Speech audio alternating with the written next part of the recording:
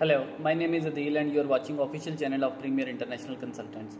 काफ़ी सारी queries UK के स्टडी वीज़ा के रिफ्यूज़ल के बाद जो स्टूडेंट को फेस करना पड़ रहा है अपना रिफ़ंड यूनिवर्सिटी से लेने के हवाले से कि वो फर्दर प्रोसीड नहीं करना चाह रहे, तो यूनिवर्सिटी ने ऑप्शन दिया या तो अपना जो है वो कोर्स को आप फर्दर इनटेक में न्यू एडमिशन ले लें या आप अपनी पेमेंट वापस ले लें। तो क्वेश्चन ये आ रहा है कि जी क्या जब इंटरव्यू फेल हो जाता है तो क्या यूनिवर्सिटी फ़ी डिडक्ट करती है या फ़ीस यूनिवर्सिटी वापस करती है या नहीं करती। ये बड़ा मोस्ट जो इम्पोर्टेंट क्वेश्चन है। इसके साथ कुछ चीज़ें जुड़ी हुई हैं, जैसा कि क्या आपका जो इंटरव्यू है उसके बाद कोई ऐसी डॉक्यूमेंटेशन वेरिफिकेशन हुई जिसकी बेस पे आपका वीज़ा रिफ्यूज़ हुआ फर्स्ट ऑफ ऑल, या जर्नल जो क्वेश्चन आंसर्स होते हैं उस पर हुआ है, यानी कि आपने कोई फॉल्स इन्फॉर्मेशन तो नहीं दी हुई। जब आपका इंटरव्यू होता है तो उसमें आपने ये चीज़ें देखनी है कि अगर वो आपसे सेटिस्फाइड नहीं है कि आपको यूनिवर्सिटी का नहीं पता, आपको कोर्स का नहीं पता, आपको अदर जो है इसके इंग्रेडिएंट्स यानी अदर आपने कंपैरिजन नहीं किया हो यूनिवर्सिटी का, तो मैं ये समझता हूँ कि आपको इन्फॉर्मेशन प्रॉपर नहीं है, तो मैं आपका वीज़ा रिफ्यूज़ कर रहा हूँ। तो इस तरह के केस में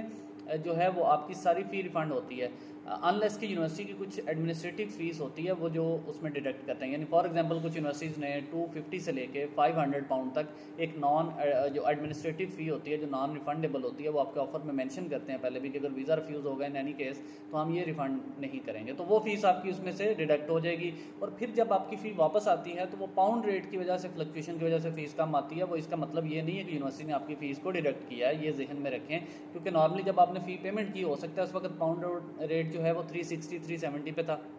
अब वापस आ रही है तो हो सकता है 350 वगैरह 351 पे चल रहा था। तो यानी देखें ये 20 रुपीज़ का जो मार्जिन है, ये जब आपका 5,000 7,000 पाउंड पे डिवाइड होगा तो डेफिनेटली ये लॉस उसमें से निकालना है आपने। वो ये इसका ये मतलब नहीं है कि यूनिवर्सिटी ने आपकी फ़ीस रख ली है, ये आपकी पाउंड रेट या एक्सचेंज रेट जिसको हम कहते हैं उसकी वजह से आपको फ़ीस कम मिली है। दूसरा आपका जो सिनेरियो है वो ये है कि आपका जो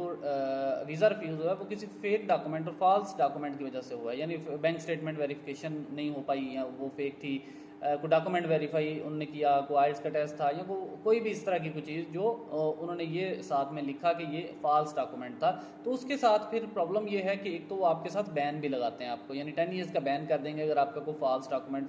फेक डॉक्यूमेंट आपने दिया है। और उसके साथ साथ आपको ना तो यूनिवर्सिटी की फ़ीस वापस आएगी, ना ही कोई फीसेस वापस आएंगी। तो ये जहन में रखें, ये ज़्यादा इंपॉर्टेंट है कि अगर आपको फेक डॉक्यूमेंट की वजह से वीज़ा रिफ्यूज़ होता है तो फिर आपकी फ़ीस वापस नहीं आनी, जो यूनिवर्सिटी में भी है वो भी वापस नहीं आनी, यूनिवर्सिटी वो फ़ीस वापस नहीं करेगी। और अगर आपका जर्नल जो है वो हुआ है कि वीज़ा ऑफिसर सेटिस्फाइड नहीं है कि आपकी इन्फॉर्मेशन प्रॉपर नहीं है, जैसे मैंने पहले सिनेरियो में आपको बताया, तो उस सूरत में आपकी फ़ीस सारी वापस आएगी और एक्सचेंज रेट की वजह से जो प्रॉब्लम होगी या फ़ीस कम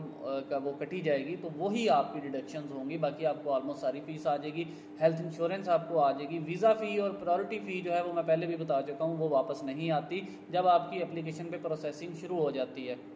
सिर्फ हेल्थ इंश्योरेंस फ़ी जो होती है वो वापस आती है। तो ये कुछ क्वेश्चंस थे स्टूडेंट्स के, जिनको उम्मीद है कि इस वीडियो में उनको ये मैंने सारी चीज़ों को ज़रा थोड़ा तेज़ी के साथ और कोशिश की है कि सबका रिप्लाई मिल जाए उनको। फिर भी अगर किसी को कोई कन्फ्यूजन है तो वो हमें कमेंट में पूछ सकता है, हमें इनबॉक्स कर सकता है, हमारे इधर सोशल मीडिया प्लेटफॉर्म्स पे हमसे जो है वो रब्ता कर सकता है। Thank you so much.